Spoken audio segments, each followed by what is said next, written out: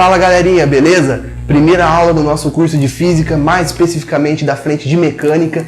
É aqui que a gente vai começar a ter as noçõezinhas básicas de Física que a gente vai usar durante todo o curso, beleza? Veja que a nossa aula chama-se Cinemática Escalar, mas afinal, o que é cinemática? Cinemática, galera, é a frente da física responsável por estudar o movimento, certo? Classificar determinado movimento, ver um corpo se movimentando e determinar a velocidade dele, a distância que ele vai percorrer. Ele tem aceleração? Qual é essa aceleração? Quanto tempo vai determinar para ele atingir determinado ponto, certo? Então, a cinemática, galera, ela vai classificar o movimento. Ela não vai se preocupar, por exemplo, com as suas causas. Por que esse corpo está se movimentando? O que fez com que esse corpo se movimente? Isso já é uma preocupação da dinâmica, que a gente vai ver um pouquinho mais para frente, certo? Mas vejam, para a gente poder começar a estudar cinemática, a gente tem que estar ligado numa coisinha que se chama referencial. Olha só a nossa charge do Cebolinha e do Cascão. O que está acontecendo aí? Reparem que o Cebolinha está parado num parque e o Cascão está passando com o skate. Aí o Cebolinha fala, não pode andar de skate aqui não. Aí o Cascão vira e responde para ele, eu não estou andando de skate, quem está andando é o skate, certo? Então veja só. O Cascão tem razão? O Cebolinha tem razão? Na verdade, os dois têm razão. Tudo depende de um referencial.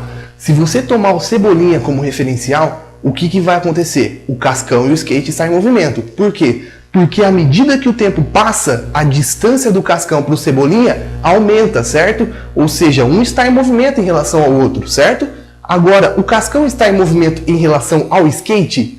Não, por quê? Porque o skate e o Cascão estão com a mesma velocidade, um está em cima do outro. Então, à medida que o tempo passa, a distância entre eles não aumenta. Se a distância entre eles não aumenta, um não está em movimento em relação ao outro, certo? Isso é a ideia de referencial. Na cinemática escalar, a gente vai estudar o movimento retilíneo, ou seja, aquele que não tem variação de sentido e direção.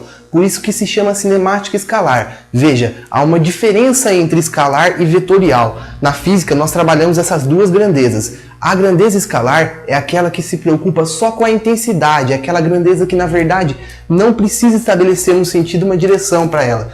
Veja, a temperatura. A temperatura corporal, por exemplo, ela é uma grandeza que é vetorial ou escalar? Ela é escalar. Por quê, pessoal? Porque ela não tem direção e sentido, certo? Você está a 36 graus Celsius a 36 graus Celsius, certo?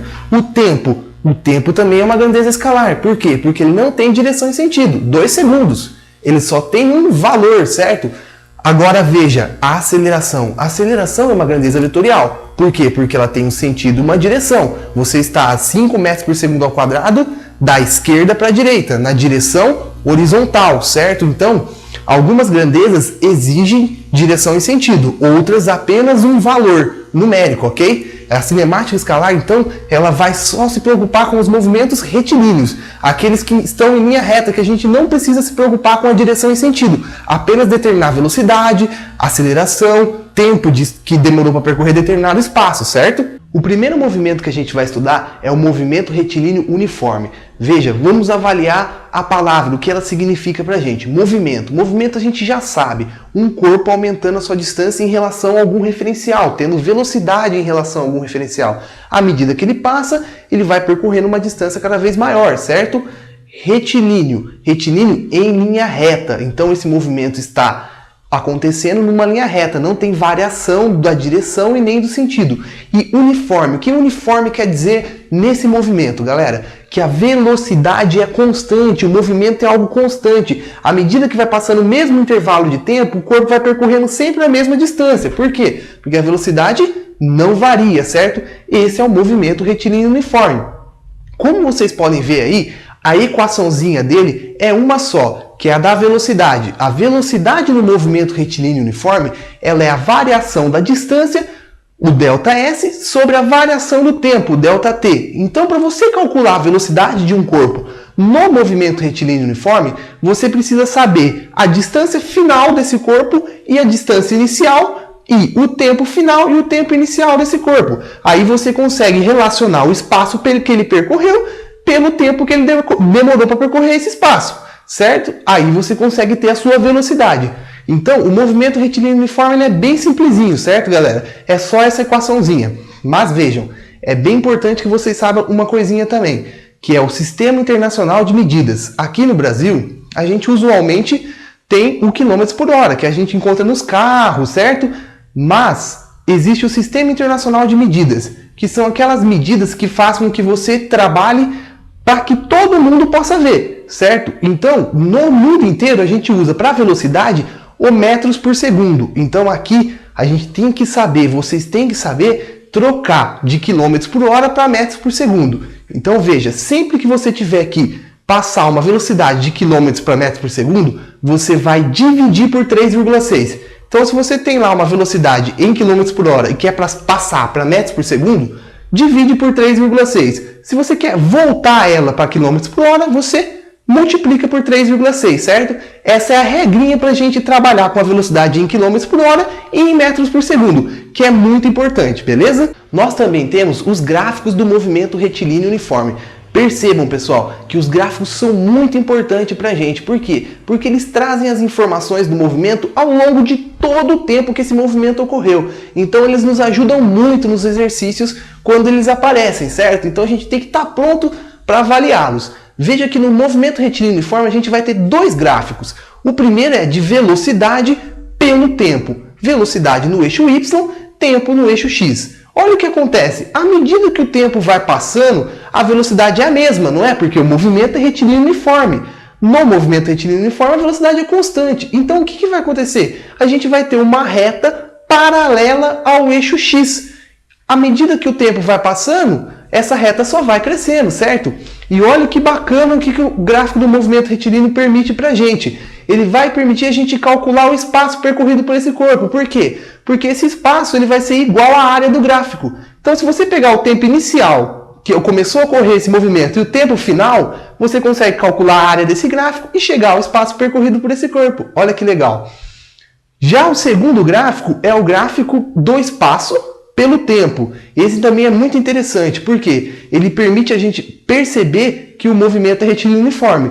Porque olha o que acontece, à medida que o tempo vai passando, sempre nos mesmos intervalos de tempo, a gente tem sempre o mesmo espaço percorrido. Então o que vai acontecendo? A gente vai tendo uma reta que vai crescendo e vai tendendo ao infinito, né? Até o movimento terminar, até o tempo desse movimento acabar, certo? Então ela nos permite concluir que a gente tem um movimento retilíneo uniforme, quando a reta é crescente e tem o mesmo espaço percorrido nos mesmos intervalos de tempo. Legal? O segundo movimento que a gente vai estudar é o movimento retilíneo uniformemente variado, pessoal. Vejam que surge uma palavrinha nova lá no final e há uma modificada na palavra uniforme, né? O que vai acontecer? Qual que é o diferencial desse movimento? O que surge de novidade para a gente em relação ao movimento retilíneo uniforme? Veja, o uniformemente variado quer dizer que a nossa velocidade agora começa a variar, ela começa a crescer ou ela começa a decrescer, certo? Só que para isso precisa surgir uma coisinha. Essa coisinha é a aceleração, galera. A aceleração surge no movimento retilíneo uniformemente variado. É ela que vai incrementar ou é ela que vai fazer com que decresça a nossa velocidade, certo? Se ela for a favor do movimento, ela vai estar acelerando o corpo. Se ela for contra o movimento, ela vai estar desacelerando o corpo, tudo bem? Então vejam, o movimento retilíneo uniformemente variado é muito importante, porque nele é que vai surgir a nossa aceleração. E essa aceleração, ela é calculada como? Ela é calculada através da nossa variação da velocidade, já que é ela que incrementa, é ela que varia a nossa velocidade, pela variação do tempo. Então a equaçãozinha é A é igual a ΔV sobre ΔT. Se você tem a velocidade inicial do corpo, a velocidade final dele, o tempo em que começou o movimento e o tempo em que terminou o movimento, você consegue calcular essa aceleraçãozinha. Mas também é importante você saber que no movimento retilíneo uniformemente variado, a aceleração ela é constante, certo? A velocidade vai variando, só que a aceleração não muda, ela é sempre a mesma durante todo o movimento, tudo bem? O movimento retilíneo uniformemente variado ainda nos traz três equaçõezinhas muito importantes. Equações que vão nos permitir obter algumas novas informações sobre o movimento, certo? Então veja, a primeira equaçãozinha que vem pra gente é a do vovô à toa. V é igual a VO mais AT. Esse Ozinho junto com V significa inicial, então esse VO seria a velocidade inicial, tudo bem? Veja que essa equação nos permite calcular a velocidade do corpo a qualquer momento do movimento. Então, se você sabe a aceleração desse corpo e quer saber a velocidade dele depois de 20 segundos, você consegue calcular através dessa equaçãozinha, tudo bem? Agora, a segunda equação que vem pra gente é a do sorvetão, meio grande, mas não se assuste que ela é bem tranquila. S é igual a SO mais VOT mais AT ao quadrado sobre 2. Essa equação é muito interessante. Pense, por exemplo, no movimento de queda livre. A gente sabe, a aceleração do corpo é a aceleração da gravidade. Então, no movimento de queda livre, você pode calcular, por exemplo, o espaço percorrido pelo corpo depois de qualquer tempo, desde que você tenha a aceleração desse corpo. Então, no movimento de queda livre, onde a aceleração é 10 metros por segundo ao quadrado, fica facinho a gente calcular o espaço que esse corpo caiu depois de determinado tempo, certo? E também tem a terceira equaçãozinha, que é a de Torricelli. V ao quadrado é igual a VO ao quadrado mais 2A delta S. Essa equação é a mais interessante de todas. Por quê? Porque ela nos permite calcular a velocidade do corpo sem saber o tempo do movimento. Repare que não tem a letrinha T nessa equação. Então não tem o tempo nessa equação. Desde que você saiba a aceleração e o espaço que esse corpo percorreu, você consegue calcular a velocidade dele. Certo, pessoal? Essa foi a nossa primeira aula de física. Espero que vocês tenham gostado. Valeu? Até mais!